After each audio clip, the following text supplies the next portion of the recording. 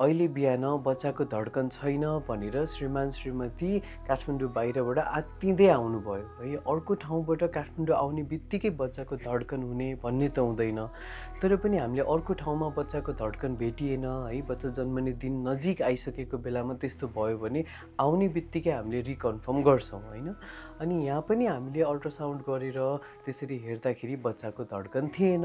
अब बच्चा जन्मनको लागि मात्रै 3 हप्ता बाँकी थियो, तर एक्कासी यसरी धड्कन किन गयो होला, कसरी गयो होला, के कुरामा ध्यान दिने भन्ने कुरा चाहिँ सबै घर परिवारमा जान्न आवश्यक छ। यस्तो कन्डिसनलाई आइयुएफटी भनेर भन्छ है, इन्ट्रायुटेराइन फेटल डेथ भनेको बच्चा जन्मने दिन नजिक आइसक्यो तर एक्कासी धड्कन गयो। अब कारणहरू के हुनसक्छ त? नम्बर 1, एक्कासी आमाको प्रेसर बढ्यो, रक्तचाप बढ्यो र बच्चाले पाउनुपर्ने कुरा पाएन। नम्बर 2, प्रेग्नेन्सीमा आमालाई सुगरको समस्या थियो जुन कन्ट्रोल थिएन। नम्बर 3, जस्तो बच्चा त आमाको पाठेघरभित्र हुन्छ नि त, अनि यो बच्चा भयो, यो बाहिरको साल भयो, यहाँनिरको यो बच्चा र आमाको बिचको कनेक्सन गर्ने जुन साल हुन्छ त्यो साल चुँडियो होइन, टुट्यो, त्यसलाई हामीले चाहिँ एब्रोप्सियो भन्छ।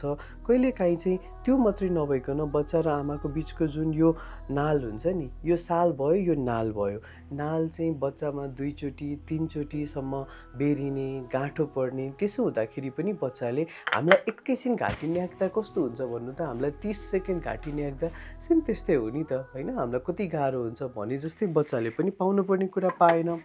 चौथो नम्बर भनेको आमालाई एनिमिया, पहिल्यैबाट रगतको जुन आइरन खानुपर्छ भनेर भनिरहेको हुन्छौँ, आइरनहरू नखाने, कहिलेकाहीँ छोडिदिने गर्नुभएका आमाहरूको, ब्लिडिङ पनि भइरहेको आमाहरूको चाहिँ एनिमिया, रक्त अल्पता भनेर भन्छ नि, रगतको लेभल नै कम भएका आमाहरूमा यस्तो हुनसक्छ।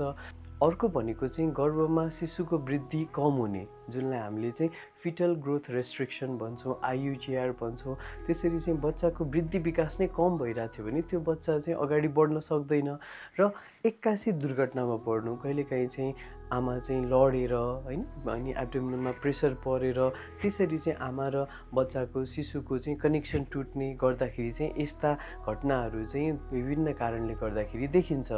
सँगसँगै कति आमाहरूलाई के अनुभव हुन्छ भन्दा त्यसरी नालहरू गाँठो पर्दाखेरि बच्चा कम चलेको अनुभव हुन्छ।